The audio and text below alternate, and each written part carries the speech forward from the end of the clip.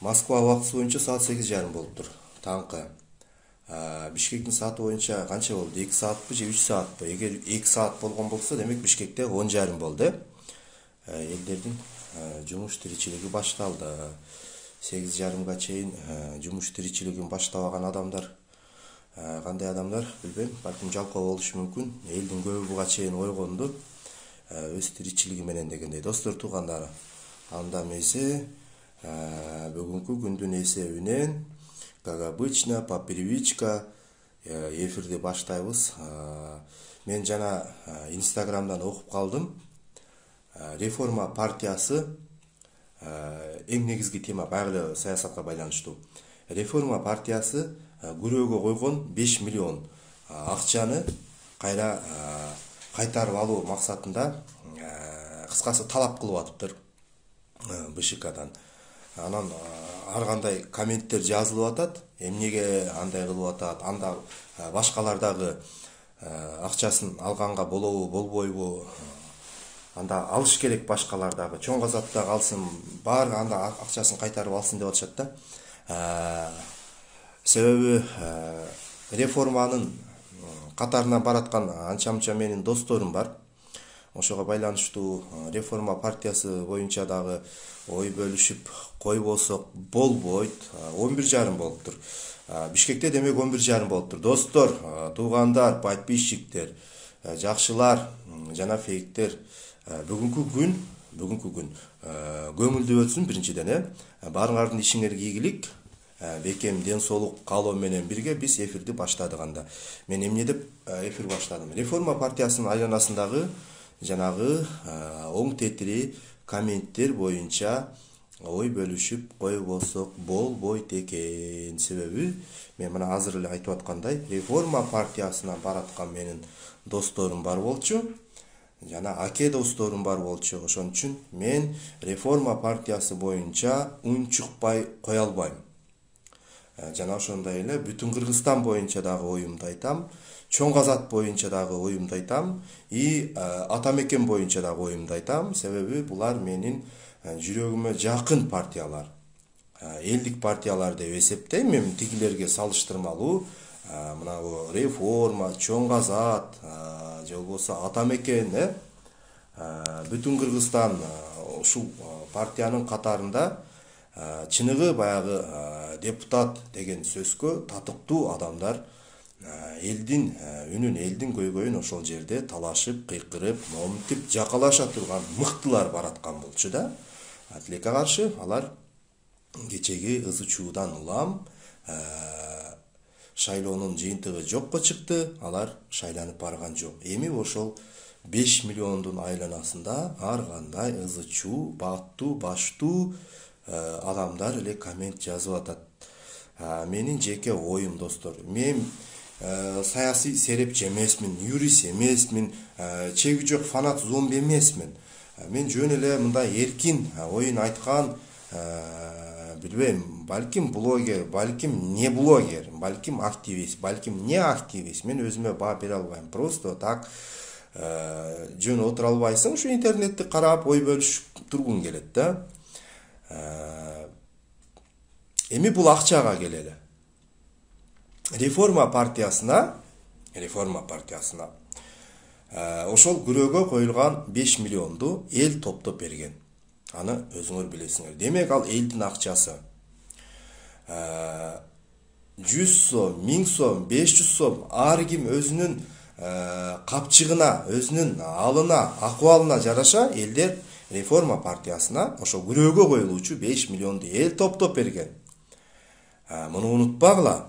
Кайсы бир олигарх же болбосо кайсы бир элдин канын ичкен адамдар эмес болчу. Реформа партиясы боюнча айтып коеюн. Мынабу адилеттүүлүк тебеленип, чындык көчөдө калып, жанагыдай адилеттүүлүктү адамдар айтуудан коркуп, үркүп турган учурда, мен ойлойм, адилеттүүлүктү айтып турган адамдар бул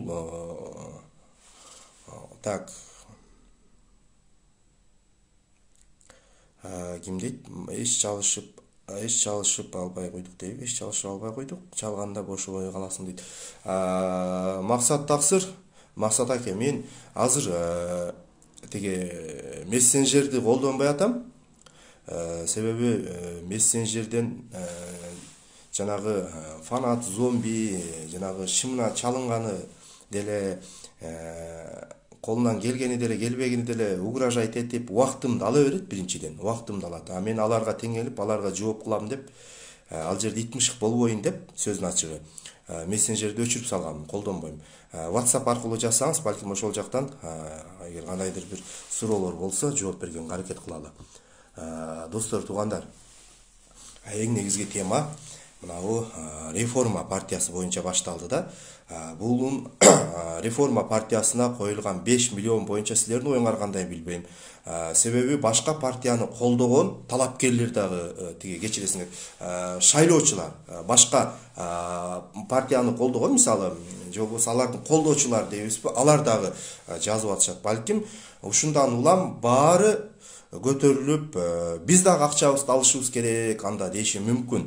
Мен жана айтпадымбы, мен юрист эмесмин, ал жерде кандай билбейм, закон боюнча кайра алганга болобу, закон жол береби же жокпу, шайлоонун жыйынтыгы жокко чыкпадыбы.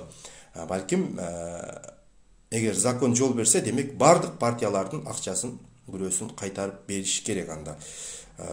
Мынабу 3 партия өттү, демек булардыкын кайтарбаш керек. Закон жол береби, бербейби, мынабу биримдик, мекеним Кыргызстан жана Кыргызстан партияларынын акчасын кайра кайтарбаш керек деп ойлойм. Эгер закон жол берген болсо, билбейм, бул акмактар, бул ачапаттар законго таяп, балким алып алышы дагы мүмкүн. Эми ушул күрөөнүн айланасында ызы чуу чыкканы калды да. Токетерин айтканда, реформа партиясына колдоо иретинде ошол күрөөгө коюлган акчаны эл берген. Демек, кайтарыш керек. Эгер закон жол берсе, кайтарып бериш керек ал акчаны. Демек, ал акчаны кайра кайтаргандан кийин башкалары дагы чыгат экен. Мына жазып атпайбы комменттерде? Мен Инстаграмдан көрүп калдым. Азаттыктын Инстаграм баракчасынан мен окуп калдым, мына жана эле жарым саат мурун. Анда биз дагы талап коебуз деп атат. Балким колдоочулардын атын жамынып алып, балким талапкерлер өздөрү жазып аткандыр фейк почталар менен. Ошол эле Ордо, Ыйман Нуру, Чоң Казат, мисалы Атамекен жана башка, же болбосо тиги биримдик, мекеним Кыргызстан, балким ошолар дагы талап кылып чыгышы мүмкүн. Биз дагы анда акчаны кайра кайтарып алышыбыз керек деп. Буга юристтер өздөрү баа берет. Анан силердин оюңар кандай, достор? Бул акчаны кайра кайтарып алыш керекпи же жокпу?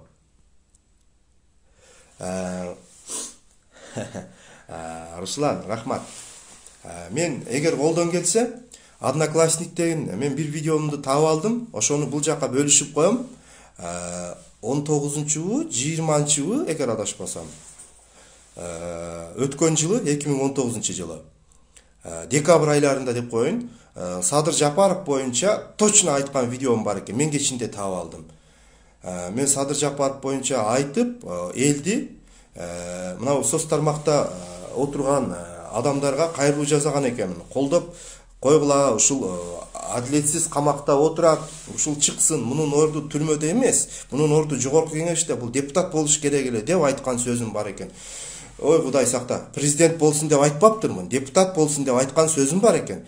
Эгер мен ошол видеону көчүрө алсам, мына программалардын жардамы менен, эгер көчүрө алсам, сөзсүз түрдө бияка неме кылам, эптеп бир балай кылып поделиться кылганга аракет кылам. Себеби кээ бирөөлөр айткан, ошол сөздөрүндө мен мындай аныктама, далилдеш үчүн мен ошол видеону эптеп Facebookка чыгарганга аракет кылам. Же болбосо, достор, эгер Одноклассник колдонгон болсоңор, Одноклассникте биздин группабыз бар. Мен дем жеке админ. Коррупцияга каршымын деген бир эле жападан жалгыз группа бар. Ошол группада турат видео. Ал группа Facebook'та дагы бар. Коррупцияга каршымын деген группачы. Мына 20 миңге жакын адам чогулуп калыптыр.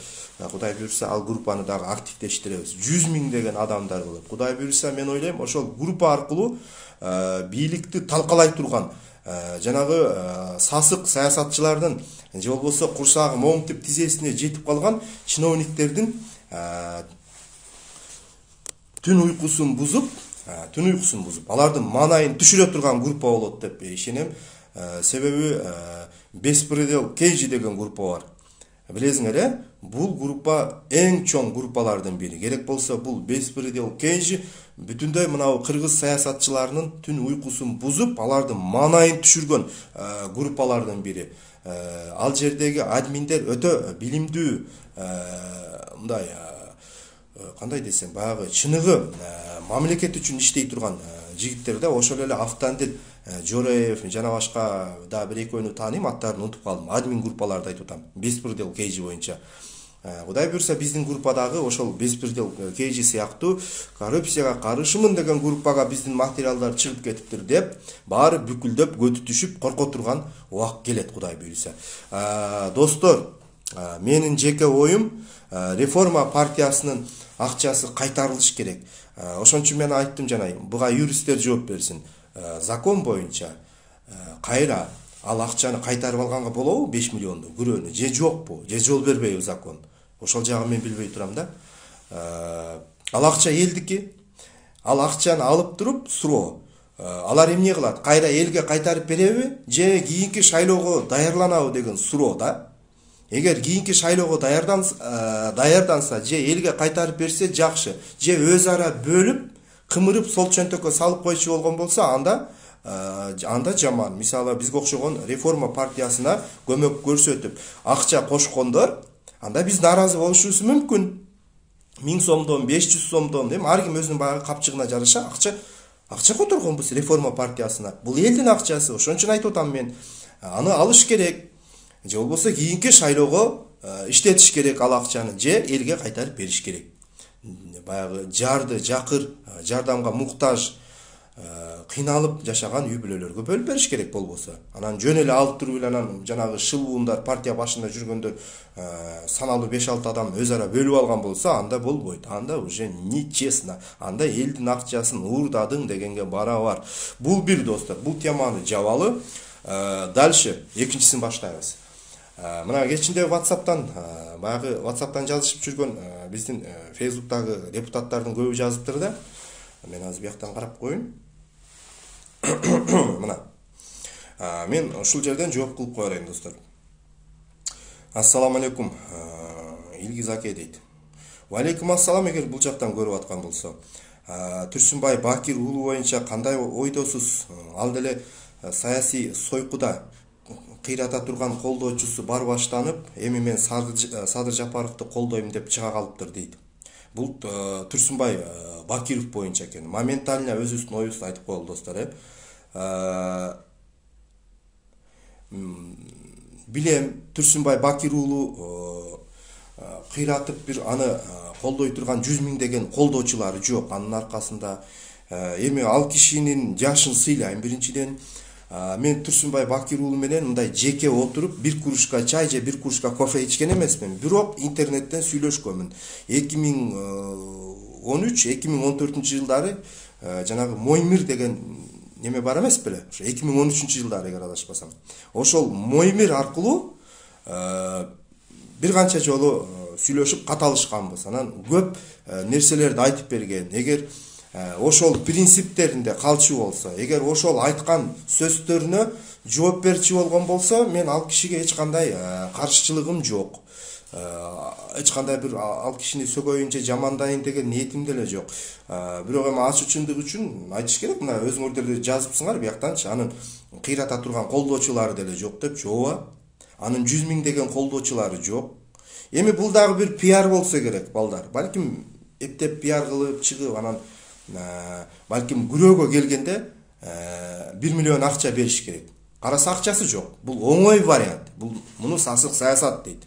Акчага келгенде көбү аркалары момтуп кетти да, жөн эле мындай хайп кылып чыгышты, 60-тан ашык адам койду эле.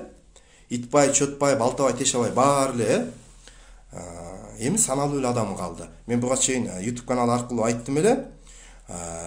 Аз эле адамдар атсалышат, бир 10го жетпеген адам гана чыныгы баягы эл башкарганга президент деген сөзгө мындай татыктуу экенин далилдешет. Бир 10го жетпеген адам бар бул жердечи. мейли 15 чыксын эртең. Дагы алсын, кимиси сойку, кимиси 200, кимиси саткын, дагы көрөбүз достор. Күн сайын көрө беребиз булардын жүзүн. Кызыктын баары алдыда. Кызыктын баары али алдыда, достор. Анан экинчиси, мен ушуга жооп кылбай жүрдүм эле. Мына бул жерден дагы айтып коеюн. Окуп. Так. Кайда кетти? Салам, братан дейт. Салам, братаның окуп атат сен WhatsApp'тагы каттарыңа. Жооп кылып коелу. Таластан бир эркекче саясатчы чыкпаптыр. Мен жаман көрбөйлү, ушу мага келген каттарды окуп, ошого бияктан жооп кылып коелу. Бабановго кошулуп, тиги Садык Шердагы көттүн ишин кылып, Садырды ээрчип кетти дейт. Кандай жазылса мен ошол боюнча окуп койдум достор. Капа болбогула, эми ар кандай адам бар, кандай жазса ошол боюнча окуп койдум. Таластан кыйраткан саясатчы чыкпаптыр дейт. Эми мен билбейм достор, балким бардыр, Болот Раматлык, жаны бейиште болсун. Болот Шерниязов деген болгон. Мына Садык Шер боюнча жазып атпайбы? Ушул кишинин бир тууган акеси, байкеси бар болчу. Чыныгы баягы тайманбаган, Акаевдин убагында дагы бийликке сын пикир айтып турган, бийликке жагалданбаган, алданбаган, сатылбаган, 200-дүлүк кылбаган, аяка бияка ооп, эрчиме болуп, бир күндө 12 жолу өзгөрүп кетпеген туруктуу принципи бар адам экенин биз билет элек. Ошол Болот Шерниязов боюнча айтып атам. Эми Бабанов боюнча келели. Себеби ушундай кетип атат да, Бабанов боюнча да жазып өтүптүр. Бабановдун ыры бүттү. Текебаев айткандай, мынабу өмүрбектер менин тагаларым, тамашачынга салып айтып коемго. Бабанов дагы менин тагам болот. Кара бурадан болобу? Менин чоң тайкелерим. Тайым айтып келем, менин чоң тайнем ошо Кара буранын кызы Таластан. Экинчи тайкем, кечесиңер. Экинчи тайнем Базар Коргондун кызы, Ахмандын кызы, ушул Базар Коргондун да. Кыскасы бул өмүрбектер тагаларым болот, өзүбүздүн сөз менен айтканда. Бириси коркок. Бириси жакшы, эл жакшы көрөбү, жаман көрөбү, өзүнүн принциптеринен кайтпай келатат. Тиги Текебаевди айтып атам, эми айтып коюш керек, ачык чындык. Бабанов мисалы 2017-жылы достор, өзүнүн коркок, саясатта орду жок, лидер боло албайт, жөн эле акчанын кулу, коен жүрөк экенин көрсөтүп койгон 2017-жылы. Анан дагы билбейм, дагы кимдер бу Бабановду эр кылып, дагы кимдер муну лидер кылып жүрөт. Бүттү 2017-жылы. Эгер 2017-жылы Бабанов 2017-жылы ошол жерде мына зомби фанаттар жазып аткандай до конца турса, айрым жыртам деп турса, болот болчу. Негиз бар эле. Качып кетпей. Эми ушу качып кетсе, ошого да адвокаттар даяр. Туура эле кылды, элдин тынчтыгын бузбайын деди деп. Элдин тынчтыгы бузулуп атат го. Мына 3-чү төңкөрүш болду го. 3-чү төңкөрүш менен кайра бузулду го, эмне болду?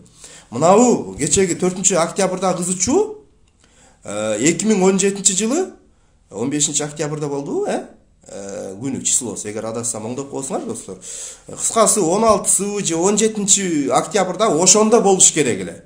Мынабу кечеги 2020-жылдын 4-октябрындагы шайлоонун жыйынтыгына эл наразы болуп 5-6-сы жанагы болуп кетпедиби? Ошол 2017-жылы болуш керек болчу. Себеби Атамбаевдин момундай диктатура кылып алган да Атамбаев. Ошондой диктатурасынан улам баары көтү түшүп, шүмүрөйүп, шүмшүйүп отурушкан. Канат чыкты эле, канаттын дагы кирчү жерине киргизип, кармап, атайын далилдер менен, ошо Бабановду жандап бараткан Канат Исаевди айтып атам.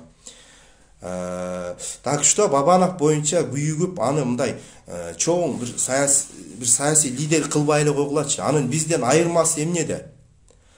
Айырмасы эмне анын? Айырмасы бай, бизнесмен, акчасы көп. Акча жасагыч. Анын принципи жок. Принципи жок экенин көрдүңөр. 2017-жылы өтө чоң шанс келген Бабановго, же болбосо Бабановдун башына бакыт кушу конгон, момтүлүк конуп алган башына. Ошо бакыт кушун өзү учуруп ийди. келес о. Коркок экен да. Ошол оппозициялык жанагы лидерлер, оппозициялык маанайдагы лидерлер биригип, биз бул шайлоонун жыйынтыгын тааныбайбыз. Биз чогуу бузабыз десе болобу эле. Колдоочулар бар болчу, 100 миңдеген колдоочулар бар болчу. Бабановдун дагы тиги ким эле? Адахан Мадумаровдун дагы колдоочулары бар болчу да. Же болбосо Улукбек Кочкоров, балким 50-60 миң колдоочусу болсо керек, Улукбек Кочкоровдун. Ошолар баары биригип оппозициялык маанайда биз мынау шайлоонун жыйынтыгын тааныбайбыз, бузабыз десе болобу эле, болот эле. Эч бир юрист же болбосо эч бир жанагы кыйын жанагы дежурныйлер, саясий серепчилер жана отуруп алып медиа туулардан ат тезегин кургатпай эле 3-4 топтолушуп алып обсуждение кыла берет го. Бирөө дагы айта алган жок ушул боюнча. Себеби менин бир юрист акем бар, анда мында экөөбүз ой бөлүшүп калабыз. Ошол дагы менин айтканымды подтверждать этип, эң туура деди. Туура айтасың иним деди. 2017-жылы шайлоонун жыйынтыгын жокко чыгарганга өтө чоң негиз бар болчу деди. Ошонун сап башында Бабанов туруп бериш керек эле. Мунун ресурсу бар да, билесиңер. Мунун баягы колунда токочу бар, баягы колун эмне дейт эле, колунда майлуу токочу бар бала сүйкүмдүү көрүнөт дегендей, колунда акчасы бар адам башында туруп, анча-мынча баягы ыгым-чыгымын по-любому акча чачыш керек да, по-любому. Ошо чыгымын көтөрүп, бүт оппозициялык маанайдагы лидерлерди топтоп туруп, жокко чыгарып, бузуп койсо болчу. Ошондо Жээнбеков келбейт эле. Мынау соке келбейт болчу ошондо. Чындап эле эл тандаса, Бабанов ошондо өтөт болчу. Эгер шайлоо кайрадан болсо, кайрадан жаңы шайлоо болгон болсо, же Мадумаров, же Бабанов экөөнүн бири болот болчу. Эгер чындап эле элдин көпчүлүгү колдоп атса, админ ресурсту колдонбой, мына 2017-жылкы шайлоону айтып атам. Ошондон башталат булардын тарыхы. Эл мындай өзүнүн каалоосу менен көпчүлүк эл колдосо, анда биз дагы тааныйт элек Бабановду. Айла жок. Жакшы көрөбүзбү, жаман көрөбүзбү, коркокпу, чоркокпу, саткынбы, катынбы, качкынбы, кандай болбосун, эгер көпчүлүк эл, 55-60% эл колдоп кеткен болсо, биз аны президент деп тааныйт элек, достор, туугандар. Менин кесибим менен Садыр Жапаровдун кесиби бирдей экен. Мен дагы физкультурныйды сырттан бүткөнмүн, заочный. Ал дагы физкультурныйды бүткөн экен. Анын билими кандай экенин мен билбеген экенмин, Садыр Жапаровдун. Кечээ мынау ызычуудан кийин, башы көрүнүп бийлик аралашкандан кийин анан билдим физурик экенин. Дагы эмне деп атат? Юрист деп атабы? Юридикалык жактан билими бар дейт. Юридикалык жактан билими жакшы эмес экенин мен көрүп турам. Мен муну ачык эле айтып коеюн. Себеби көп жерде мыйзамды чаташтырып, мындай путать этип атат, орусча айтканда. Көп жерден адаштырып, туура эмес айткан фактылар бар. Муну айта берсең, жанагы зомби фанаттар асын өлүп албасын, бир карыш жипкечи. Юридикалык жактан бир аз алсызыраак экенин мен көп эле байкайм. Мен ойлоп жүргөмүн, балки мунун кесиби экономист бекен, эмне экен, баягы өмүр баянына анын билимине мындай кызыгып көрбөгөн экенмин мурда эмнегедир.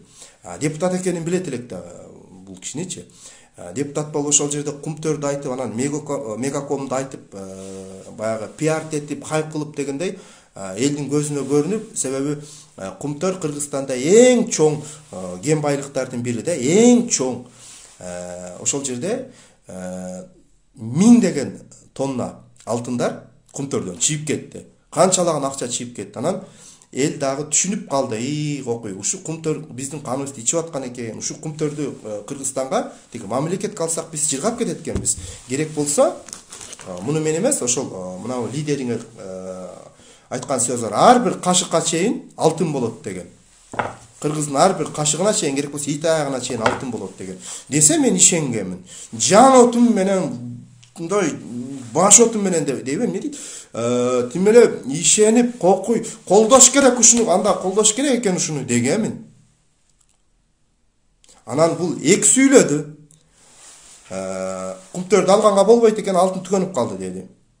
Эми анча-мынча колдоочулары баягы акылы бар, билими бар, жана эптеп-септеп эле баягы эл каяка оосо, ошакка ооп кете турган колдоочулар эмес.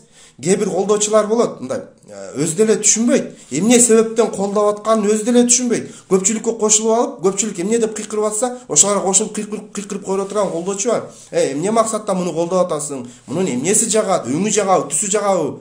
Эмне? Же мунун атасы, апасы, же өзү жагабы десең, өзү да жооп бере албайт кээ бир колдоочулар бар да. Жөн эле көпчүлүккө кошулуп алып жүрө берет, баягы аттарыбыз эшек кошо тарбит болуп. Мен ошондойлорго айтат элем. Жөн эле баягы билбейт экен. Көп жаштар билбейт экен. Эмне максаттан кечесиң? Эмне максат менен колдойсуң деп сем Садыр Жапар деп калат да кээ бирөөлөрчү.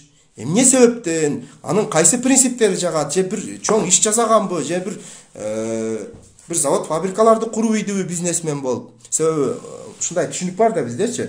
Кимдин акчасы көп, элге завод, фабрика курса, же бир жумуш ордун берсе, же кайыр садага берсе, элди алдап койсо, момунтип, баягы жеген ооз уялат деген сөз бар эмеспи бизде кыргыздачы?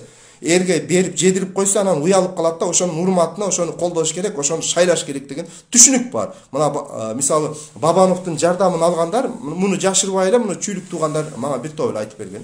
Бабанов бизге жардам берген, мына айыл чарба боюнча тияк бияк деп эле айтышкан. Ачык эле айтышкан. Ошон үчүн биз муну колдойт элек деп 2017-жылкы шайлоодо. Эмнеге Бабановду колдоп атасыңар десем, бул баягы финансы жактан жардам берген экен. Анча-мынча фермерлерге, анча-мынча жарды жанагы жакыр үй бүлөлөргө кичине жардам берип жүргөн экен. Себеби бизде ушундай түшүнүк калыптанып калган. Эртең мен дагы барып туруп, эгер 1 миллиард долларым болсо, эртең 7 дубанды тең сатып алсам болот. Мындай сатып алуу жолу менен КамАЗ ун, КамАЗ картошка, май, чай бере берсең, элиң өзүнөн өзү эле кантип алданып, кантип сатылып кеткенин өзү да билбей калат. Себеби биз көрүп эле келатпайбызбы? Шайлоо сайын көрүп атабыз муну. Ким берди, ким чачты, ким шагыл төктү, ким суу чыгарды, ким мечит курду, ким спорт зал курду, ошону шайлайт. Эгер жалган десеңер, мынау кечеги парламенттик шайлоонун алдында Камчыбек Ташиев өзү айтып атат. Ошол эле мына биздин районда мага калпак дагы кийгизип койгон жоксуңар. Анан мен канча деди? 5 миллион дедиби? 10 миллион акча кетирдим деди. Спорт залды дедиби? Кайсы немеде? Ошо биз тарапта. Спорт зал ошону кутулгула деди. Тамаша иретинде айтты, бирок ал тамашанын аркасында серьезный суроо жатат. Мен силерге жардам берип келгенмин, 5 миллион акча сарптаганмын спорт залыңарга. Демек мени шайлап койгула деп эле айтканда, мындай айткандачы, мындай тамаша иретинде мындай сылык сөз менен айтты. Аны түшүнгөн адам сонун эле түшүнүп турат. Демек шайлап койгула мени деди. Ошондой ким акчасы бар, президенттик шайлоодо деле ошондой. Ким ун берген, ким чай берген, ким билбейм, ким пандемияда жардам берген. Эгер жардам берсе, мына эми азыр Улан Примов жүрөт, жардамдарды берип, мына Улан Примов, Ош Прим телеканалынын жетекчиси. Эми бул Улан Примов ким десеңер, Улан Примов боюнча момундай кыңыр иштер бар. Бүгүн Улан Примовду жоопко тартып, анын кыңыр иштерин баарын бирден чуап чыга турган орган барбы десеңер, орган жок. Баары сатылган, баары продажный. Кимге бийлик келсе, баары ошол жака ооп кетет. Бул Улан Примов. Бул убагында Акмат Бакиевке кулдук уруп, Акмат Бакиевдин батинкесин өп жүргөндөрдүн бири болчу. Эми бүгүн Улан Примов баатыр, Улан Примов берешен, Улан Примов ак көңүл. Себеби элге ун, чай, бир бале кийим кечектерди баягы жарды жакыр үй бүлөлөргө берип атат. Карапайым кыргыз, катуу тийсе кечиресиңер. Караңгы кыргыз мамлекет бар. Жарды жакырларга мамлекет көңүл бөлүш керек. Мынау Россияда аз камсыз болгон үй бүлөлөргө, мынау орустарга, жергиликтүү орустарга мамлекет жардам берет. Атайын гум жардам дегени бар, мамлекет берет. Жанагы Улан, Пулан, Райым дегенге окшогон шакалдар элге жардам бербейт бул жерде. Мамлекет берет. Пособия берет биринчиден. Жана колдоо иретинде, эгер жанагы айылдарда, деревняларда жашаган болсо, деревняда жашаган элдерге азыр Россия атайын программаларды иштеп колдоп атат. Жарды жакырларды мамлекет берип атат. Бизде эле мамлекет бербейт. Мамлекет итке мингизип койгон. Керек болсо мамлекет буларды кулдай кылып иштетет. Ошол мугалимин дагы, врачын дагы, бүт кызылы, карасыбы, бүт шайлоо учурунда булар өзүнө агитатор кылып иштетет. Мына кече жакында көрдүңөрбү? Баары Сооронбайга иштедиби? Сооронбайдын мынау Асылбектин батасын алып, Асылбектин бутун өпкөн партияларга иштедиби? Биримдик мекеним Кыргызстан партиясын иштедиби? Иштеди. Эми бүгүн ушул партиялар кимде иштейт? Ким бүгүн бийликте? Албетте мекенчилдер иштейт. Буну жашырыштын кереги жок. Муну жашырган эмне? Анан ушул мамлекет өнүгөбү? Анан ушул мамлекеттин келечеги болобу? Ким бийликке келсе эле ошонун көзүн карап бүт кошоматчылар ошону айланчыктап жүрсө. Мен жана Улан Пиримов боюнча айтпадымбы? Жана Жалил Атамбаев дегени бар. Булар дагы бүт Ахмат Бакиевдин бутун өп жүргөндөр. Ошо президенттин бир тууган үкөзү Ахмат Бакиев. Муну улуулар жакшы билет, жаштар билбеши мүмкүн. Улуулар, мисалы мен да билем, бир учун билем. Бирок ушуну жакындан билген адамдар бар. Кимдер кантип кулду куруп жүргөндөр. Андан кийин Атамбаевга кулду курушту. Бизде өзгөрүү болбой атат. Өзгөрүүнү каалап атасыңар. Мына карапайымдар. Башкасы түшүнбөс дагы мигранттар түшүнүш керек. Өзгөрүү деп атасыңар. Бизде жанагы ким бирөө айткандай, моусу эле алмашып атат, башы гана. Бияга алмашкан жок. Калган кошоматчылар, калган жанагы сыйлый армия, бийликке кызмат кылып бере тургандар ошол боюнча эле жүрөт. Ким ишенет эртең шайлоо таза өтөт деп? Кимиң ишенесиңер? Мен мисалы ишенбейм шайлоонун таза өтүшүнө. 30 жылдан бери, мына акыркы 30 жылдыкка кайрылсаңар, мына Акаевдин заманынан бери бир жолу таза шайлоо өттү беле? Бир жолу. Керек болсо айыл өкмөттү шайлап, же болбосо тиги жергиликтүү депутаттарды шайлап атканда дагы акча чачылып, ошол жерде дагы элди сатып алуу болуп келген го. Президент айтпай эле коелу, же тиги парламент айтпай эле. Так что, достор, туугандар, эми мынауга келеличи дагы. Жана WhatsApp'тан келгендерге атайын бир жооп кылганга убакыт болуп калды. Так что жанагы байларга иштеп, тролл болгон, фейк болгон байкуштарга айтайын. Эми силер байдөбөт болуп жаралып калсаңар, силерге айла жок. Байдын ашын байдөбөт коруйт дейт. Жана байдөбөт деген ит күчүк бар го, кадимки эле айылдагы карапайым кыргыздын, Бүгүн байдын байдөбөттөрү мэрден. Асылбекке адвокаты дагы ошончо айланасында жүргөн. Себеби акчасы бар да. Акчасы бар. Райымге адвокат болгону дагы ошончо. Улан Пиримовго адвокат болгону дагы ошончо. Бир пост жазган азыр, же бир видео кылгын, 150 фейк талап кетет сразу бир моментте. Ошо кожоюнун коргогон, кожоюнуна иштеген, кожоюнуна кулду курган байдөбөттөр. Мына Улан Пиримовдун телеканалы бар болгондо дагы, Ош Пирим дагы айтып кое турган нерсе. Мына Сооронбай Жээнбековго эч кандай экс макамды бербеш керек. Эч кандай экс президент деген наамды бербеш керек буга. Кайсыл көкме, кайсыл мынау кошоматчы, мынау кайсы караңгы айтып атат, экс макамды бериш керек деп. Экс макамды берип, анда эртең дагы мамлекеттик кызматка алып алгыла, анда бооруңар ооруп эзилип аткан болсоңор. Сооронбай Жээнбеков керек болсо бул камалыш керек, жоопко тартылыш керек бул киши. 100% бул камалыш керек. Кайсы көкме, ким каракулжалыктар чыгып атабы колдоп? Же ким сузактыктар чыгып атабы Бакиевди колдоп? Мен сузактанмын айтып коеюн. Ким Бакиевге адвокат болуп атат? Эгер күнөөсү барбы, Бакиев алып кел, кама, кескилеп, жегиле, бөлүп жегиле, күнөөсү бар болгон болсо. Бакиевдин убагында билебиз кандай болгон. 2009 жылы кимдин эсинде бар? Президенттик шайлоодо эч кимди баш көтөртпөй койгон. Ак жол болду. Сен ак жолчусуңбу? Сен ак жолго мүчөсүңбү? Сен ак жолду шайлайсыңбы? Сен президентти колдойсуңбу? Сен анда биз мененсиң деген саясат орногон. Сен президентке каршы чыксаң, сын пикир айтсаң, сен душмансың, сен чыккынчысың деген. Ошол эле окшоштуктар, ошол эле сүрөттөрдү мен азыр көрүп атам. Шок болуп атам. Бакиевдин заманы кайра келип калгандай сезилип атат. Эмнеге? Сен азыр Садыр Жапаровго каршы оюңду айтсаң, же ал туура эмес кылып атат десең, сен эл душмансың. Бакиевдин эле экинчи сериясы. Биз эркин мамлекетте жашайбыз. Биз анын ата энеси тиги өлүп кеткен көрдө жаткан ата тегине биз асылган жокпуз. Биз ошол кишиге айтып атабыз сын пикирде. Ташиевдин өзүнө айтып атабыз, анын өлгөн атасына биз асылган жокпуз. Биз анчалык келесоо эмеспиз, билебиз. Же Садыр Жапаровдун ата энесине асылган жокпуз. Алардын күнөөсү жок, биз аларды тынч коелу. Күнөө кимде? Ким, Мадумаровдабы? Же Мадумаровдун ата энесиндеби? Эгер күнөө Мадумаровдун өзүндө болсо, анда күнөөнү өзүнө айткыла.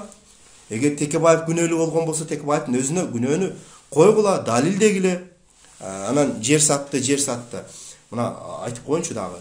Көбү жазышат да. Мына мен азыр окуй турган кийинки каттын бири ушул болчу. Мына жерден эми жазгандардын атын окубай эле коеюн. Фейсбукта активдүү колдонгон балдар бул жерде, кыздар да бар. Салам. Үкам Адахандын Үкам Адахандын жер сатты дегени боюнча бир Фейсбуктан айтып койсоң жакшы болот эле. Колунан келгени деле, келбегени деле, түшүнгөнү деле, түшүнбөгөнү деле жер сатты деп эле баары дөөрүп жүрөт дейт. Эми бул модадан деле калды. Эми биз буга чейин деле айтканбыз. Булардын эрмеги. Атамбаев 5 жыл отурду, достор, туугандар. Президент болуп. Эгер ушул Мадумаров жеке күнөөлүү болгон болсо, ушул лично өзү жерди сатып, же Москвага апарып, же Турцияга апарып, ошо Атамбаевдарга окшоп, бир жерге бизнес ачып бекиткен болсо, жердин 7 түбүнөн болсо да таптырып келет болчу. Камайт болчу, запросто камап коет болчу, күнөөсү бар болгон болсо. Бул бабанын окшоп качып кеткен жокпу 2017-жылы? Тиги президенттик шайлоону айтып атам. Тетрисинче Атамбаев кийин мойнуна алды го. После пожара уже поздно дейт. Өрттөн кийин кеч дейт. Бирок мойнуна алды го. Көргөнсүңөрбү апрель ТВга берген интервьюсунда? Адахан Мадумаров чындыкты айткан экен. Мен эми ишендим деп. Эгер ошол жанагы жазып атпайбы каркыра депчи. Мына троллдор, фейктер жазат да көбүнчө, жанагы бактысыздар жазат, жана жүзүн жашырып алган бактысыздар. Эгер күнөөсү болсо, Атамбаев жөн эле камайт болчу. Тиги Мотиевди камагандай кылып, же башканы камагандай кылып. Андан кийин Жээнбеков отурду. Доосун камады го. Доосун камаган Жээнбеков эми Мадумаровду аяп коёбу эле. Эгер коррупцияга аралашкан болсо, эгер чындап эле ошентип жер сатып акча жасаган болсо, Жээнбековдер апарып камайт болчу анда. Эмнеге камаган жок? Эмнеге мынау коммент жазып аткан? Эми муну билем, эми троллдор жазат го, албетте. Анан кээ бир жанагы түшүнбөгөн ой кыска паам парасаты жок малдар да жазышы мүмкүн. Ойлонбойсуңарбы? Эмнеге эки президент ушу кишини камаган жок, кылмыш ишин козгоп деп? Качып кетсе мейли, анда негиз бар. Качып кетти бул деп. Аскар Шадиев качып кетти, келбей койду. Буга негиз бар. Мына Сапар Исаков да качып кетти. Демек булар коррупционер, качып кетишкен булар. Бул киши качпай эле жүрөт го, мына. Козгобойбу? Жо, мен фанат эмесмин бул кишиге. Эми мында адилеттүүлүк үчүн айтып коюш керек да. Мен биринчилерден болуп, мен эч бир башка партияларга мүчө болгон эмес. Мен биринчилерден болуп, мен Атамекенге мүчө болгонмун. Негизи биринчилерден болуп. Кийин анан бул киши Атамбаевди ээрчип, Атамбаевди колдоп кеткенден кийин мен ал жерден мүчө болбой кетип калганмын. Ошондо мен тиги Текебаевди жек көрүп баштагам. Эмнеге бул муну колдоп атат деп. Себеби Атамбаев саясатта туруктуу, өзүнүн баягы күчтүү саясий эрки бар экенин биз мурда эле билет элек да. То есть күчтүү саясатчы чыгат деп биз мындай ишенбейт элек Атамбаевденчи. Ошол жерден бир топ мен тааныгандан бир тобу Атамекенден кетип калган. Мүчө болбой. Биз Атамекен партиясынын колдоочулардын бири болчу. Бул ачуу чындык. Ооба. Эми Текебаев анан тиги Маевскийден акча алыптыр, анан минтиптир, анан тигинтиптир деп ошол телеканалдардан отуруп алып айтып атат. Катын ушактын деңгээлинде мына мактаган лидериңер. Мен Садырга да фанат эмесмин. Текебаевка да фанат эмесмин. Фанат болгон убактар өттү. Мен жана башында айтпадымбы? Мына Одноклассник группада архивде сакталып турат. Мен Садыр Жапаровду колдоп оюмду айтканмын. Бул адилетсиз камалып отурат. Бул чыгыш керек. муну Атамбаев камаган, эмнеге муну Сооронбай Жээнбеков кармап отурат деп. Мунун орду парламентте, бул депутат болуш керек деп айткан сөзүм турат, до сих пор турат. Бирок мен президент болсун деген эмесмин. Кайсы фейктер жана менин баракчамда кайсы зомбилер жазып атат, сен ушуну колдоп жүрдүң эле деп. Мен адилетсиз камакта отурат деп мындай Фейсбуктан айтканым чын. Мен аны мойнума алам, танып кетпейм. Адилетсиз камакта отурат, чыгыш керек эле. Мунун орду жогорку кеңеште, парламентте деп айтканым чындык бул. Бирок президент болуш керек деп айткан эмесмин. Таап бергиле. Каерде бар экен президент болсун деп айткан сөзүм бар экен. Так, эми бир ооз, мына кайда кошоматчыларга келели. Бир ооз сөз ачып койбогон, бир ооз Садыр Жапаровдун жанагы камакта отурганы боюнча бир ооз сөз ачып койбогондор мына чимкириктер. Эми бүгүн ушулар Садыр Жапаровду айланчыктап калса мындай күйүп кетесиң да, мындай жөн элечи, бензини жок, тиги зажигалкасы жок эле күйүп кетесиң да. Бир ооз жанагы кошоматчылык боюнча алдына ат салдырбаган жанагы Зарылбек Рысалиев деген бар эмеспи? Ушуга келели. Атамбаевдин убагында эми көрдүңөр анын акыбалын. Жээнбековдун убагында көрдүңөр, аны алып барып Манаска теңеди. Бул жүзү жоктор, булар каяктан пайда болот? Мына мен чоң тайкелерим. Эми баары эле болот шере эмес экен да. Бир үйдө 5 бала болгон болсо, 5өөнүн дагы 5 түрлүү мүнөзү бар. Ошо 5өөнүн ичинен дагы бирөө эркек болот. 4өө катуу мүнөз болуп кетиши да мүмкүн, бул ачуучундук. Баары эле болот шере эмес экен да. Өзүнүн позициясын тайманбай ачык айткан, Бакиевке каршы сүйлөп, Бакиевдин кемчиликтерин айтып, Бакиевке оппозиция болгон болот шер эле да, раматтылык. Болот Шерниязов, бийликке мындай сын пикир айткандардын бири болчу да. Тилекке каршы эми анын иниси, анын үкасы бүгүн жанагы Шайырбек Стамкулов деген биздин баягы билбейм, мына кино тармагында жүргөн башы көрүнүп калган бир акебиз бар. Ошол коммент жазыптыр. Мен ошонун комментин эле айтып коеюн силерге. Бул менин сөзүм эмес, мени сөкпөгүлө. Ошол Шайырбек акеге жазгыла. Шайырбек Стамкулов Бекбобиевдин доосу. Ал эмне деп жазып атат? Эгер Фейсбуктан окуган болсоңор. Мен ушундай болушун билмекмин деп Садык Шерди неме кылып критикалап атат. Жатып бермек, жөн эле жатып бербей, тоң коюп берди деп атат. Мен эмес, ошол Шайырбек Стамкулов деген акеңер жазып атат. Жөн жатып бербей, тоң коюп берди деп атат. Эми бул сөз туккандан кийин мен таластык чоң кичүү тайкелерим тим эле күйүп, өрттөнүп кетет болуш керек. Булар эмне дейт? Кыргыз элинин ынтымагын бекемдеш керек, анан бөлүнүп жүрө бербейли, ал эле бул эле. Мейли, биз ынтымакчылыкка каршы эмеспиз. Акыбалың ошончолук экен. Торпоктун чуркаганы саман канадан ашпайт дейт. Сенин чуркаганың саман канадан ашпагандан кийин жөн эле барып эле колдой бербей билең анда. Тиги отту жагып алып, журналисттерди монтип алдыңа коюп алып, өзүнчө бир күчтүү лидер кылып жазабай, кайра-кайра отуруп алып. Эми ал сөздөрү архивде калды. Эртең өзүнө муш болот. Ачык эле, мен дагы бир жолу кайталап коеюн деп туруп алып, Садыр Жапаровго айткан сөздөрүнө эми эмне деп жооп берет? Каршы. Кустура албайт, кустурганыңар өтпөйт, бул шоу деген. Эми бул сөздөрүнө өзү уялабы? Буларда бет дагы жок. Булар сойку, проститутка. Эми ушуларды колдоп, эми ушуларга фанат болгон адамдарга түшүнбөйсүң. Негизи адам баласы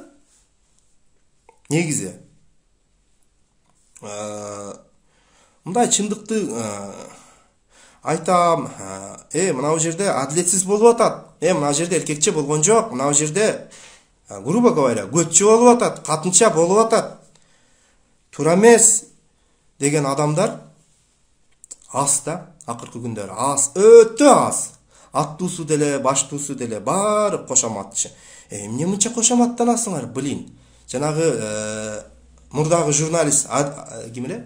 Биздин досубуз, алдагы таластык жигит Адилет Айтыкеев айткандай, жөн эле маңдай териңер менен иштебейсиңерби, бизге окшоп эле?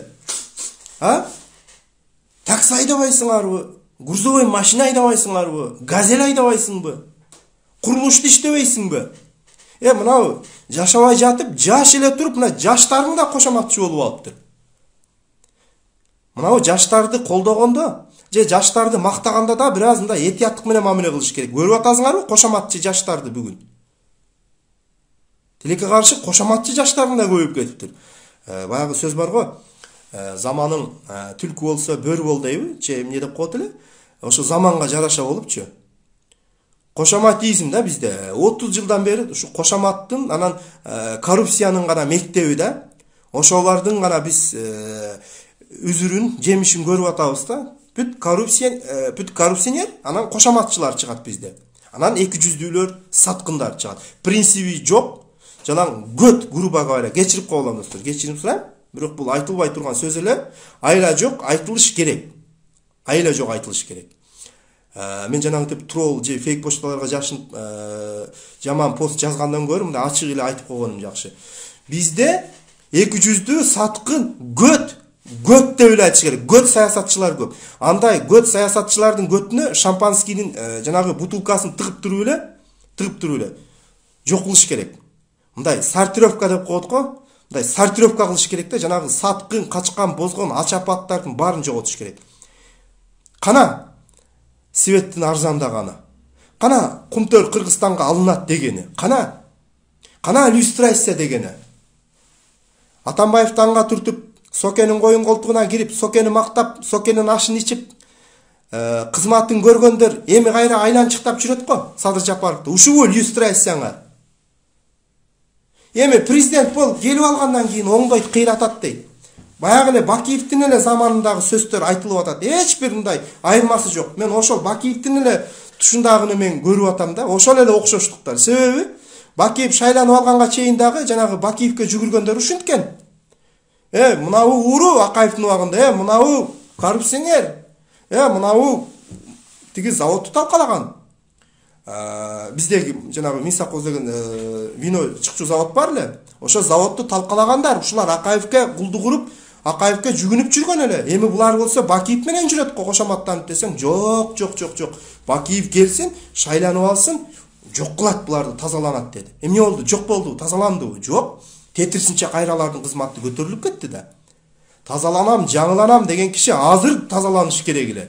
Тазалар менен барыш керек эле. Мындай элге ошо тазаларын көрсөтүш керек эле, элди ишендириш керек эле. Мына Атамбаевдин кадыры жок, мына Сооронбайдын кадыры жок, мына ошо силер ишенген, мына элдик, мына уурдабаган, тонобогон, талабаган, элге жек көрүнбөгөн деп тазаларды элге көрсөтүш керек эле. Карасаңар бүт эле Акаевдин кечиресиңер, Атамбаевди аңга түртүп, Сокени сатып, анан барып туруп эле сиз Жүсүп баласагынсыз деп жанагы бети жок жанагы бетсиз менен тайкем тиги Зарлыбек Ырысалиевге окшогон кошоматчылар айланчыктап калды да бүт эле.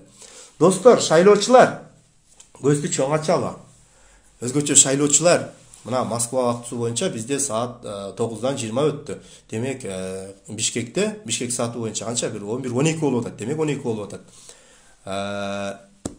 Жанагы кошоматчыларга ишенип, алардын көзүн карабагыла.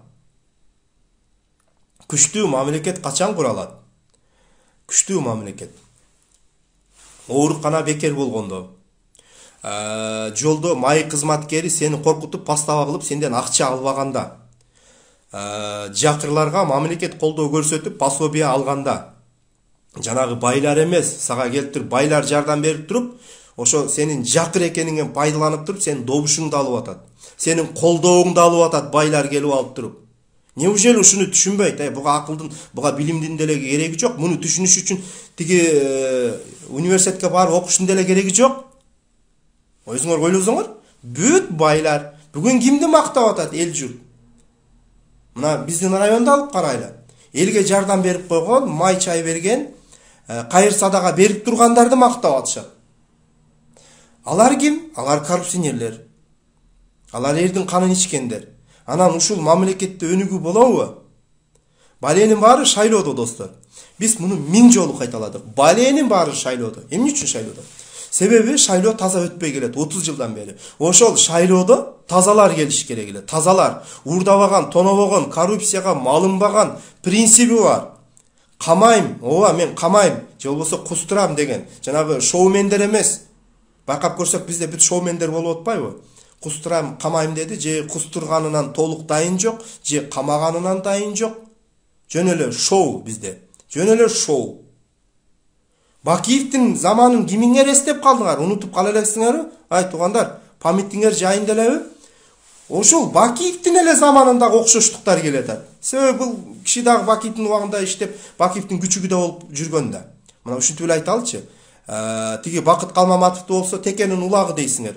Анда биз дагы айталы анда Садыр Жапаров Бакиевдин күчүгү деп. Комиссар болгон го Бакиевдин убагында. Бакиевдин колдоосуна кирип. Анда мындай баарына тең мындай ат коелу анда. Мейли анда биз дагы айталы Бакыт Калмаматов тиги Текебаевдин улагы, Садыр Жапаров Бакиевдин күчүгү дейли. Болобу? Көчүңөр ачышып кетет мынтип айтканда. Бычакты дейт. Могу бычакты. Могу бычакты дейт. Биринчи өзүңө ур дейт. Өзүңө ур. Оорубаса бирөөгө ур дейт. Ошо сен ишенип, сен фанат болуп аткан лидериңе бирөө сын пикир айтса, сага катуу тиеби? Катуу тиет. Көтүң ачышып кетет. Тиги фейк почталар менен сөгүнүп жатып каласың. Катуу тийгенди сезип билип атсаң, анда сен дагы жөн эле негизи жок, далили жок бирөөлөргө күнөө койбо. Улагы тебе. Бакыт Калмаматов жанагы фейктерге же болбосо жанагы бир арсыз колдоочуларга айтып атам да. Бакыт Калмаматов сен экөөбүзгө караганда акылы 10 эсе жогору. Мен эптеп университетти тиги окуу жайды заочный бүтсөм, Бакыт Калмаматов отлича жакшы баа менен бүткөн окууну. Анын билими жогору биринчиден. Муну текеберленбей эле айтып коюш керек. Ал жигит менден 1 жаш кичүү. Бирок анын тиги жогорку кеңеште тиги 5-чакырылышта отуруп сүйлөгөнүн депутат деген ошондой болуш керек да негизи. Анан кандай болуш керек силерге? Кандай жагат? Депутаттын иши ошондой болуш керек. Туурабы? Ана мына зомбилер куса баштады. Садырды үйүңөргө апарып президент кылып алгыла. Уктуңбу? Ушу сөздү уккуң келип атабы? Үйүңө апарып президент кылып ал. Садыр Жапаров адилетсиз камакта отурганда мен дагы 3-4 жолу кайталап коеюн. Ал адилетсиз камакта отурат. Мунун орду жогорку кеңеште дегенмин. Мен бүгүн деле айтышым мүмкүн. Садыр Жапаровдун орду президент болуу эмес, анын орду жогорку кеңеште. Ал даяр боло элек президент болгонго. Бул ачуу чындык. Эртең шайлоо таза өтөбү же жокпу? Шайлоо таза өтпөшүнө мен ишенип эле турам. Шайлоо таза өтпөйт бул кетиште. Бүт досторун алып келип алды. Мынау Зулушев тап келип алды.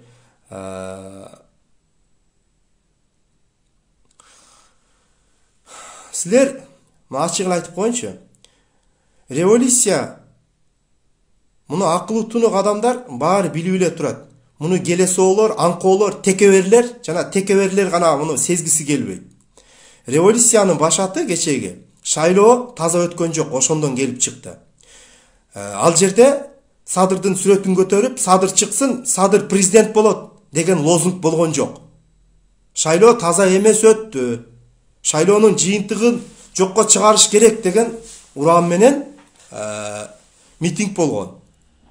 Ошол ызычуудан пайдаланып, жанагы даярдалган атайын, даярдалган топ барып туруп алып чыкты. Ну хорошо, мен ага каршы эмесмин. Алып чыкты. Ал адилетсиз отурган. Чындыкты айтыш керек, текеберленбей. Адилетсиз отурган камакта, анысы туура. Бир канча жолу жанагы соттун немелери созулуп, бузулуп, ары бери болуп, бирок ал киши президент болсун деп бирөө бир сүрөт көтөрүп, ошол жерде бир кайсы бир топ кыйкырып чыкты беле? Мына 4-5 октябрларда президент болсун деп. Мейли, ну хорошо, президент болот экен деп коелу. Эми маселени кабыргасынан коелу. Жанагы зомбилер, фанаттар өлүп атабы? Өлмөктөн тоголонуп кеткиле. Силердин жазган комментиңер мени мындай кыйш айтып да койбойт. Кыжалат да болбойм ага. Наоборот, күчтөнөм. Силер жанагы негатив коммент жазып, анан тияк-бияк деген сайын күчтөнөм. Наоборот, ан сайын сөгүп турам лидериңерди. Ошончолук. Качан силер токтоп каласыңар, мен да токтойм. Качан силер негатив коммент жаза бересиңер, садырга асылба, анан садырга минтпе деп. Нике окутуп эле тийип албайсыңарбы анда? Барып эле чогуу жашап албайсыңарбы? Кандай дейсиңер? Ушунчалык эле болбой баратсыңар. Бул баарына тиешелүү. Бул бир эле Садыр Жапаров эмес, бул Мадумаровдун тарапташтарына да тиешелүү, баарына тиешелүү.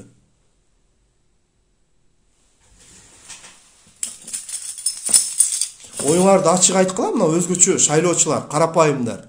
Эмне мынча эле көз каранды болосуңар? Мына бизде 30 жылдан бери бийлик элди мындай бир ээрчиме, жанагыдай жалтак, мындай кул мүнөз кылып тарбиялап койду да мамлекет элди. Буга көп фактылар бар, муну айтып атканым. Муну кийинки эфирлерде айтып берем, достор. Так что так, дальше окуйбуз дагы. Бул жерде бир 20дан ашык кат бар экен, бир 4-5 жооп кылалы, эфир дагы узарып кетти. Так. Кайка жооп алам азыр. Саламатсызбы, байке? Мен Бишкектин тургуну болом. Мына Бишкектин тургуну болом деп жазып атат. Короче, Бишкектик экен. Биз бийликтен эч кандай жардам алган жокпуз. Атамбаевдин, Жээнбековдун убагында деле балабызга деп атат, пособияны айтып атат. Пособия алган эмеспиз дейт. Күйөөм экөөбүз эме дейт. Күйөөм экөөбүз Россияга барып иштеп келгенбиз дейт. Күйөөм экөөбүз Россияга барып иштеп келгенбиз, мамлекеттен тиги пособия албайбыз деп атат да. Мындай айтканда Атамбаевдин, Жээнбековдун тушунда да бийликтин бир жардамын көргөн жокпуз деп атат. Пособия албайбыз дегенден кийин түшүнүктүү да.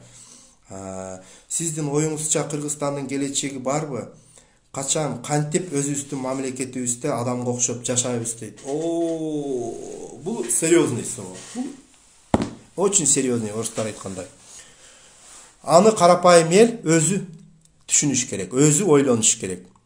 Ар бир мынау колдоочу, фанат, зомби, керек болсо жанагы троллдор дагы өзүнө суроо бериш керек. Мен качанга чейин мынау бай манаптарга курал болом? Мен качанга чейин Улан Перимовду мактайм? Же болбосо мен качанга чейин Асылбекке кул болом? Же болбосо мен качанга чейин Райымга кул болом деп өзүнө бериш керек.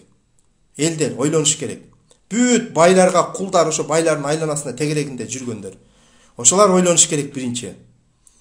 Ошолардын колунда иштеген жанагы телеканалдарды иштеп атпайбы? Же болбосо Апрель ТВ, же болбосо мынабу НТС, мына Бабановдукубу, же болбосо мынабу Регион, билебиз булар кимдики экенин. Же болбосо мынабу Ошпирим, ким булардын кожоюндары. Бүт байлар, олигархтар элдин, силердин, биздин каныбызды ичкендер өздөрүнө сонун шартты түзүп алган. Алар бизден 100 жыл алдыга кетип калган, бардык шартты түзүп алган алар. Бай манаптар, олигархтар Дубайга барып эс алат, Турцияга барып эс алат, мисалы, бүт дүйнө жүзүн кооз өлкөлөрдү катындары менен эмес, керек болсо ойноштор менен жетелешип барып эс алып келет. Карапайым кыргыз курсагын араң зорго тойгузуп жүргөн мугалим, же болбосо медик жылына 15 күнгө көлгө барып, жыл сайын 15 күнгө барып путевка алып, эс алып келе алабы жыл сайын? Үй бүлөсү менен барып. Ойлонуп көргүлө өзүңөр. Мындай айырмасын көргүлө. Мугалимди айтып атам, же врачты айтып атам, мына айылда алыс каймакта иштегендер, айлыктын көзүн карагандар. Эмитик олигархтарды карагыла. Канча акча кетип атат аяка барып келгени? Билеттин акчасы канча, путевканын акчасы канча? Сенин 2-3 жылдык доходуң жетсе жетет, же жетпей да калат. Мына мугалимдин 8.000, 9.000, мейли 10.000 да болсунчу.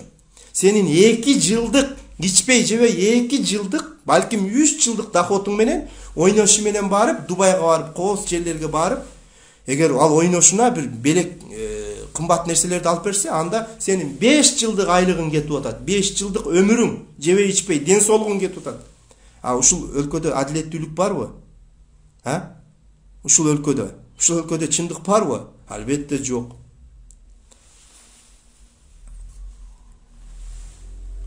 чиновниктерди минген машинесин карагыла. Булар башка дүйнө. Ошон үчүн айтып атам, булар бизден 100 жыл алдыга кетип калган.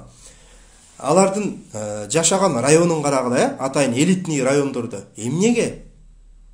Эмнеге врачтар менен мугалимдер итке минип батирде жашаш керек, же эптеп септеп, мына азыр мына азык-түлүк тамак ашта кымбаттап кетти. Алган акчалары тамак ашка жетпей ыйлап атат. Баягы эле байлар, аларда баары бар. Эт 1000ден болсо дагы алар кыйшайып да кетпейт. Байлар, олигархтар, силердин каныңарды ичип аткандар. Себеби силердин эсебиңерден алар акча жазап, үйлөнүп калган, шарт түзүп койгон. Мына банкты карагыла мисалы. Мына Кыргызстандын 70% кредиттин эсебинен жашайт экен. Бүгүн колунда көтөргөн телефону дагы кредит экен Кыргызстанда. Керек болсо аялына алып берген сепичка сөкөсү дагы кредит экен бүгүн Кыргызстанда. Эми башка акчаларды айтпай эле коелу. Кимди байытып атасың? Байларды байытып атпайсыңбы? Ал банкты ким, кайсы бир чортаман кедей аштыбы? Же бизге окшогон мигрант аштыбы? Ошол каныңарды ичип аткан Бабановго окшогондор бир топ адамдар ачып койгон. Эмнеге кредиттин үстөгүн түшүрбөйт? Эмнеге? Эмнеге 30 жылдан бери кредит боюнча мындай бир нормальный саясат жок, Жарды, мына элди колдоо иретинде. Эмнеге? Бүт жеңилдиги бар кредитти байлар алат. Миллиондогон акчаны, 100 миллион, 200 миллион, 500 миллиондогон акчаны байлар алат, мына чиновниктер алат. Эл байкуш 100 миң же 150 миң сом кредит алыш үчүн үйүнүн документин жазайт, агылат, бугулат, бир буту госрегистрда, бир буту банкта, кыскасы ошентип жүгүрүп жүрүп араң зорго 150 миң алат. Аны алып убагында төлөсө жакшы. Төлөй албай, жанагынтип просрочка болуп, анан алар келип коркутуп, үркүтүп, үйүң алып коем, же болбосо тиги машинең алып коем, мынтип коем деп, анын давлениясын көтөрүп, кыжаалат кылып болуп атпайбы ушундай? Ушундай болуп атат. Мен бир окуяны айтып коеюн, достор. Мына жерде жазылган немелер өтө көп. Достор, туугандар, мына WhatsApp'тан жазган немеңерди балким кийинки эфирлерде айтып ушуга жооп кылалы, балким YouTube'тан. Мен ошо Кыргызстанда жүргөн жылдары бир акени 2 баласы менен, жаш баласы менен Бишкекке алып келдим. Ал менин акчам жок деп айткан эмес. Себеби жарым жолго келгенде машинеге бензин куязың, заправка кылганда, анан ошол жерден клиенттерден акча аласың. Заправкага келдик, рашок кылып коелу дейсиң. Анан ошол рашокко келгенде тигилерден акча алып атсам, аке тияка чыгып алып, машинанын аркасына мени тартып, мен акчам жок эле, барганда берейин дейт. Анан мен жиним келип атат. Айтып койбойсуңбу анда ошол жерде жүргөндө акчам жок эле, анда мен албайт элем десем, эми положением ушундай болуп калды, айтсам албай коесуң да, бирөөнү айтсам алба койду дейт. Анан унчукпай эле кете берейин, эптеп жетип алам да деп тобокел кылып келатам деди. Ну хорошо, бересизби анан деп атам. Мен Жалал-Абадтан алып келатам да эми шаардан. Анан берем деди. Үйдө акча бар деди. Ну хорошо. Короче, таптап беркилерди жетчү жерине жеткирип таштап коюп, аны үйүнө алып бардым, уже кеч кирип, где-то 11-12 болуп калды окшойт.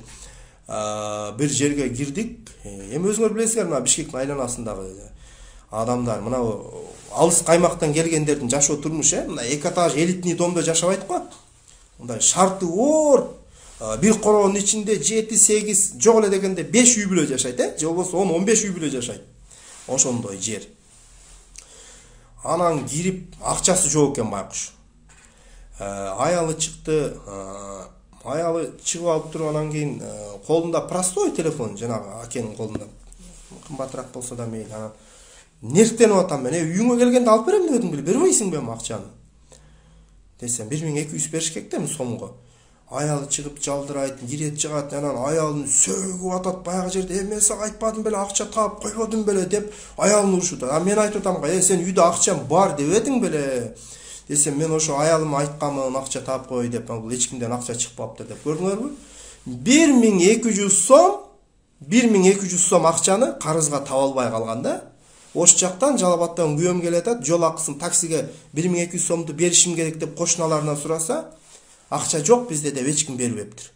1200 сом акчаны бере албай, бул карапайым жашоонун, тиги карапайым кыргыздын жашоосунан бир элес да, просто айтайын дегеним. Кайбай ужечи. Балдар ыйлап атат бир жагына момунтип.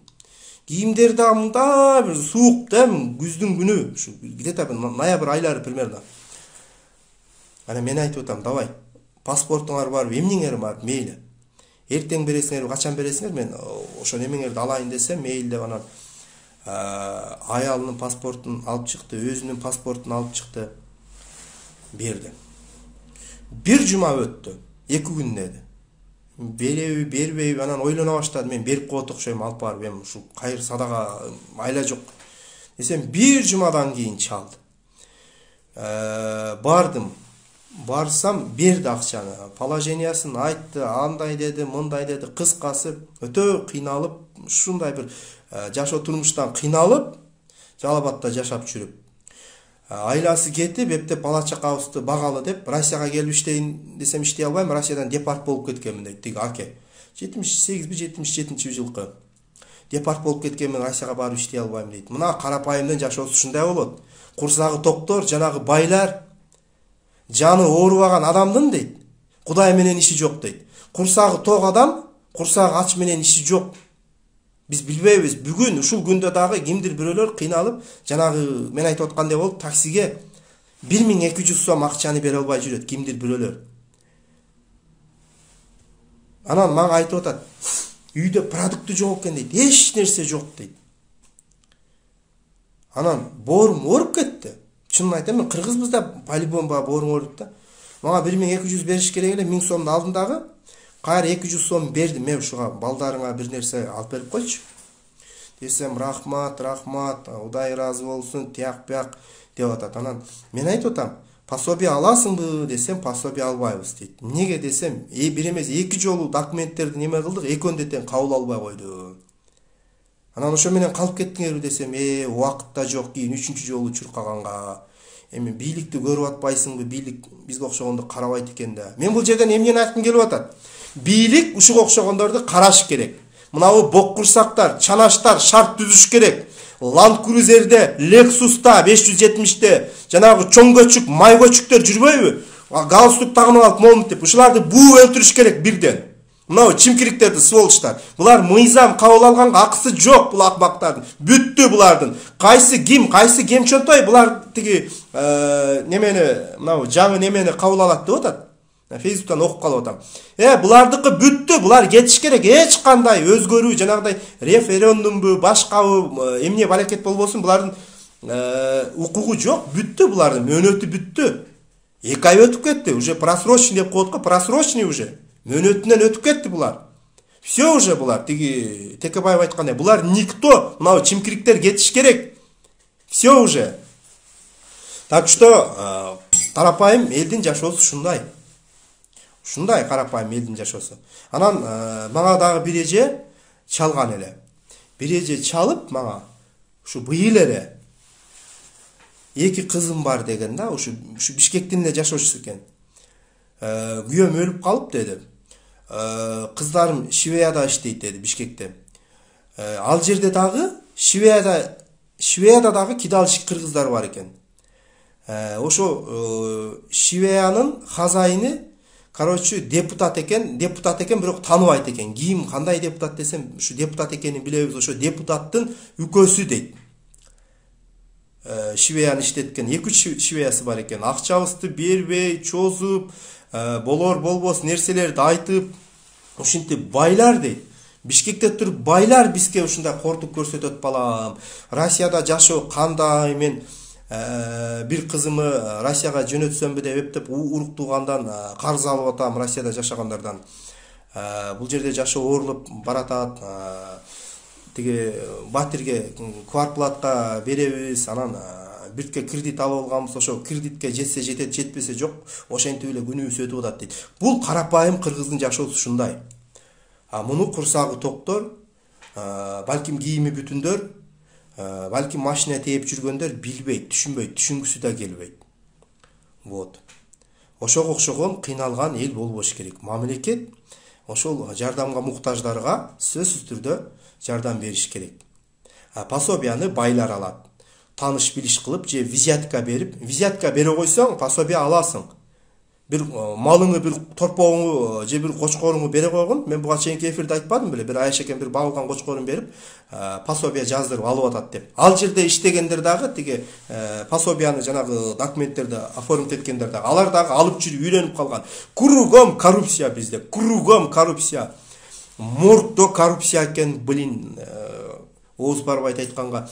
Төрө түйүндө коррупция. Мынау Россияда дагы акча албайт аялдар төрөзө. Мына Кыргызстанда төрөгөн аялдар жакшы билет. Кыргызстанда төрөп жүрүп, Россияга келип төрөгөндөр билет, башкасы билбесе дагы. Бир тиын албайт, керек болсо Кыргызстандын жарандарынан да албайт бул жерде. Эгер жанагы полистери болсо, бүт бардык тиги кагаздары жайында болсо. Эмнеге Кыргызстанда 15 миңден, 10 миңден акча алат төрө түйүндө? Бул коррупциябы? Коррупция. Эмнеге бала бакчага өз убагында балдарын бере алышпайт? Эмнеге? Себеби ким акчасын берсе, ким $100, 10 миң, 5 миңден таныш тамыр кылып берсе, ошолардын балдарын биринчи кезекте алат. Мен муну билем. Прекрасно билем мен бул тармак кантип неме болуп атканын. Бүгүн деле ошондой. Кандай бийлик келсе дагы ошо бийликке кулдук уруп, ошо бийликке жагынып, чайпайын уюштуруп бере турган ошол жанагы өкмөттүк бала бакчаларды айтып атам. Мен ал частный, ал башка тема. Ошол өкмөттүн бала бакчасында заведующий болуп жүргөндөр дагы коррупционер. Коррупционер, кругом коррупционер Кыргызстанда. Кыргызстанда только коррупционерлер чыгат. Жанагы өкмөттө иштегендер коррупционер кылып окутат балдарды дагы. Ата-энелер дагы ошо коррупциялык жанагы схемага ишке киргизет балдарын. Юрист кылат эле бир убактарда, азыр кандай билбейм. Эмнеге? Жакшы жашайсың, бай болосуң деген түшүнүктөр бар Кыргызстанда. Балким азыр деле ошондой болсо керек. Себеби мен бир мисалды айтып берейинби? Биздин айылда бир юрист киши бар илгери. Азыр барбы жокпу билбейм. Мен ал жактан кетип калгам, мен балалыгым өткөн жерде. Ал укмуш бай болчу. Көрсө ал взяточник, коррупционер болгон экен. Ошол кишини көрүп эле элдин баары балдарын юрфакка киргизе берчү. Тиги алынбайга окшоп сен дагы бай болосуң, бай болосуң. Неужели биздин элдер дагы тупой болуп калган деген ой келет эле да? Бай болосуң деп эле балдарын юрфакка киргизе берчү. Демек биздин сот тармагында иштегендердин 98, балким 99% акча жазагычтар. Аларды дагы ошо ата-энелери киргизе берген бай болосуң деп. Өзүңөр ойлонуп көрсүңөр, мындай. Буга акылдын, билимдин деле кереги жок, жөнөкөй эле нерсе. Мен билем да, ошондойлор болгон. Сот болгондон кийин сен элге иштешиң керек, адилеттүүлүктү орнотушуң керек, күнөөсүз адамдар камалбаш керек, ошоларды иликтешиң керек деген түшүнүк болуш керек да, андай түшүнүк жок. Ким акча берсе, ошонун акчасын алып, ошонун ишин бүтүрөсүң, ошонун пайдасына чечим чыгарасың, анан байыйсың деген түшүнүк да. Шундай туугандар, көңүл бөлгөнүңөр үчүн чоң рахмат, ишиңер ийгилик, бекем ден соолук. Так что Кыргызстан коррупцияларды, кечиресиңер, коррупционерлерди, саткындарды, кошоматчыларды, эки жүздүүлөрдү, туруктуу позициясы жок, бир күндө 15 жолу өзгөрүп, ар кимдин көчүгүн жалай турган, чексиз кошоматчыларды чыгара турган чоң бир завод. Чоң бир завод. Коррупционерлерди, эки жүздүүлөрдү, саткындарды, взяточниктерди, сүткорлорду, кыскасы элге каршы иштей турган, эл душмандарын чыгара турган гана бир заводко айланып калды. Кругом. Мына чек араны айтып коелу дагы, достор. Ат тезегин кургатпай, мына Атамбаевдин тушунан бери Баткен менен тиги Өзбекстандын чек арасында тынымсыз ызы чуу. Тынымсыз. Ушул чек арадагы ызы чуу болгондо кимбир айткандай тапичкечен жүгүрүп барат эле го, камчы ташыйып. Сын пикирдин баарын бийликке айтып эле. Мына Фейсбуктан да жазып атышат бир топ адамдар. Эмнеге барбай атат, эмнеге карабай атат деп. Мен деле айтат элем. Эмне кызмат бөлүшүүдөн колу бошобой атабы Ташиевдин бүгүн. же эмне кызганып атабы?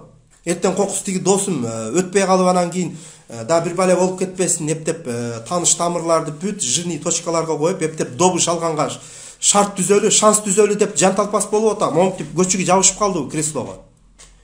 Баткенге жетип барат эле го, монтип лакылдап элечи. Өкмөткө сын пикир айтат эле го, карабай койду, чечпей койду деп. Бүгүн чек араны ушулар алды. Өздөрүнүн карамагына укмк алдыбы? Эгер адашпасам укмк алды окшойт кече жакында. Барбайбы эзи? Эми барбайбы? Каккан газтай болуп турбайбы? Аксыда ызычуу болгондо да биринчилерден болуп барган. Ну хорошо, молодец. Башкалар барганга дагы духуда жетчү эмес ал убакта. Барганы жакшы. Азырчы бийлик колуңда турат. Жибербейсиңби? БТРиңди, жанагы намсогорлорду жибербейсиңби ошол жака? Албайсыңбы? Тиги чек арада иштеген солдаттардын айлык маянасын, зарплатасын көтөрбөйсүңбү?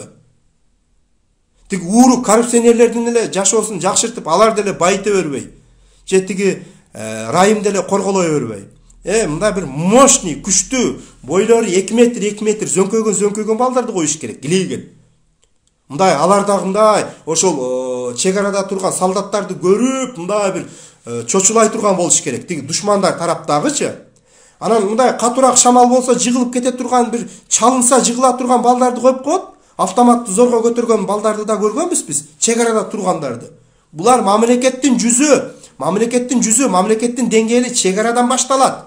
Сырттан бирөө келгенде ошо солдаттарды карайт, кандай мамиле кылып атат чек арада. Мына орустар мисалы, көлгө барганда жайында сезондо атайын экскурсия кылып, мен бир топ тааныштарым айтып берген. Экскурсия кылып, өздөрүнүн баягы жеке машинелери менен Казакстанды аралап барчу. Бардак у вас дечү. Таможниңде дагы бардак, шаарыңда дагы бардак деп. Бу бардакты ким кылып атат? Мамлекет, өкмөт. Эмнеге? Иштей турган адамдар жок. Жалаң акча жасагычтар, жалаң коррупционерлер. Колунан келеби, келбей ошол коррупционерлердин өкүл уулу, өкүл кыздары, жээндери, бөлөлөрү, тайке, майке, бүт урук тууган. Ушундай системада жашап атабыз алтындарым.